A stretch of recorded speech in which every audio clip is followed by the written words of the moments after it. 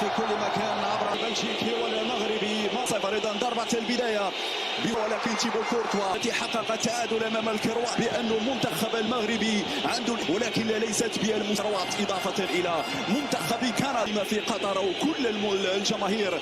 سلامات هنا يوسف انصيري يتعرض الكره بين يابونو، اخرج يابونو، صعبه هذه الكره. ذلك في الكرات العاليه الراسيه خطيره، الراسيه، وبعد ذلك في الكره للمنافس دي بروين يحاول المرور وفي الانتظار ان الكره ترفع في نهايه المطاف. مرفوع الكره، كميه صعبه ديال الدقائق، الكره والمنتخب الكرواتي في المباراه الى جانبي يلعب كاس العالم مره اخرى فيرتا في نهايه الكره. زياش رايح جوياي وسط على جهه تلعب هذه الكره، كره محمدي من الالوان الخضراء وكمامه واحد من المنتخب البلجيكي اكثر. لماذا لا تلعب على الامام خاصه اللاعبين في ازار؟ وصلت الكره لموني بوفال الحقيقي يحاول يمر واحد ضد واحد، فيها امكانيه تسديده على انصيري. كورتوا اضغط يقي، وقف الكره حذريه دفاعيه لبوفال الذي رجع اجواء وكانك في كازا، انك في نادي تشيلسي. وزين على مستوى الدار والوقوف في ارضيه الميدان 66 عالم، ولكن ان شاء الله اخذ على مرابط هو ارجاع الكره وبالراس وخطيره واضح.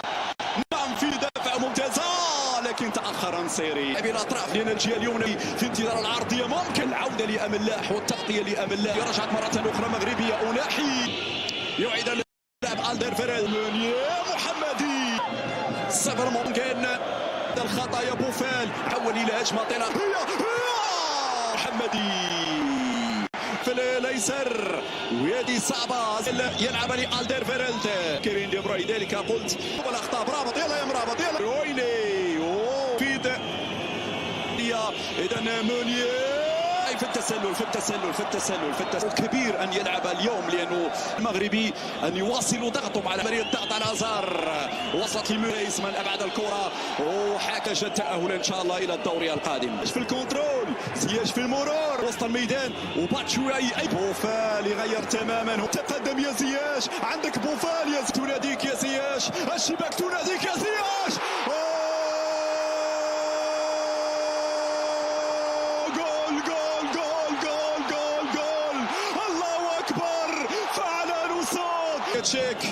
تشيك جول، لا وينو التسلل مشاهدينا الكرام. ومع الاسف الماضيه عموما، مع الاسف الحكم يرفض الهدف الماضيه عموما. الكلام يطول والحديث في الاستوديو التحليلي مع الزميل ايمن جاده. اليك ايمن جاده. يتواجد فيها الممثل العرسي بونو في عديد المناسبات في وسط الميدان. اونانا تايمينغ الخروج كانت كافي، فيها صافره ام لا؟ فيها سايس هنا الانطلاقه. زياش الشوط المباراة الثاني. هنا الكرة ترفع بالراس، لكن مرت عالية دون خطورة على مرمى الحارس منير المحمدي. الكرة عملية وحدة اثنين ممتازة. زياش عندك زياش وفيتسيل. Y ahora Mazraoui retrocedió. Buffal para pegarle en cualquier. Salió Cázar y después Vertonghen. Y la salida de Anwar. Se cruzó. Siempre peligroso Buffal. Puede entrarle. Buffal. Pasó cerca la. Quiere salir Bélgica. Witsel. Jugando con Ander Weidel. Se dio para Mazraoui. Retrocede Mazraoui. Se desvió.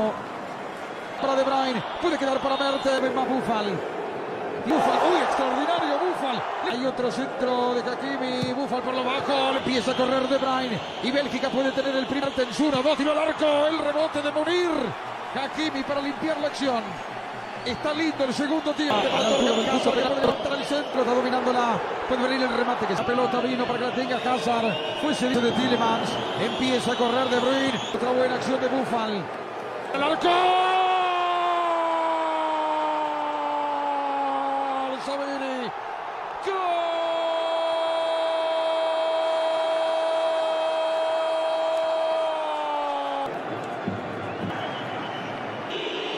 Aquí puesta va a ser de Marruecos. Como lo muy bueno, pero mejor que el de siguiente. Con el remate. Cantidad de victorias. A cualquier momento Lucas Trossard. No tiene menos de una hora. Centro por intermedio de Mertens. Berto. por Hamdala. Para Mertens. Jugó, salió Lukaku. Sí, 6. En tremendo arquero. Ziyech. Atención que Marruecos busca el libre de Sabiri. Vertonghen. Que fue por Tens. Salida por intermedio de ese peligroso. Piquet. Cualquier momento vendrá al centro. Está con el balón. Hamdala siendo marcado. Moverse. Hamdala espera el pase por debajo. ¡Gol! Abouklal. ¡Gol!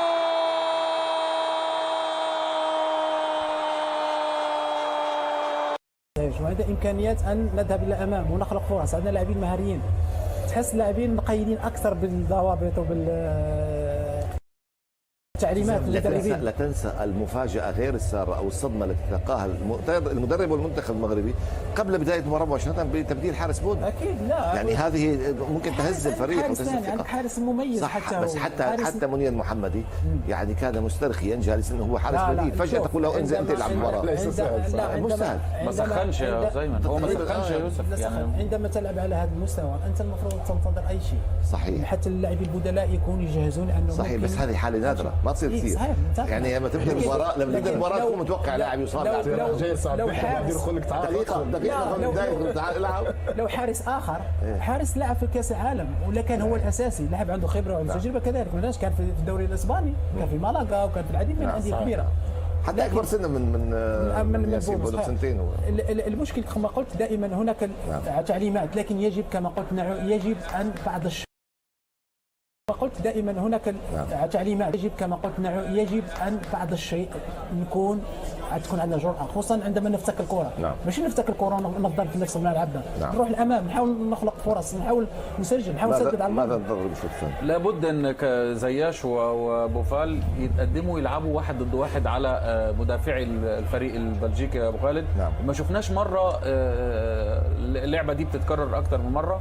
الدفاع لابد ان يكون حذر جدا من دي بروين ومن هازارد في زراعه التسديد. دائما اكيد هجوميا لديه حلول. زلزولي على دكه الاحتياط قادرين يستعملوا في الشوط الثاني، لكن حذاري من دي بروين كل ما وجد المساحات اللي هو كان خطير، لاعب لديه امكانيات وكذلك هازارد. هذا من اللاعبين نقطتين لابد ان يكون التركيز عالي.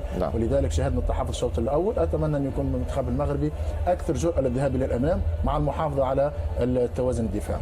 الفوز سيكون رائعا، لكن حتى التعادل سيكون جيدا وجيدا جدا. قبل المباراه الاخيره كان المنتخب المغربي حتى الان يقف جيدا في ملعبه ويؤدي جيدا. اللاعبون اذا يتجهون الى داخل ارضيه الملعب. حان الوقت الان لنعود الى اجواء المباراه في ملعب الثمامه. الى المعلق جواد بدة والشوط الثاني. المغرب 0 بلجيكا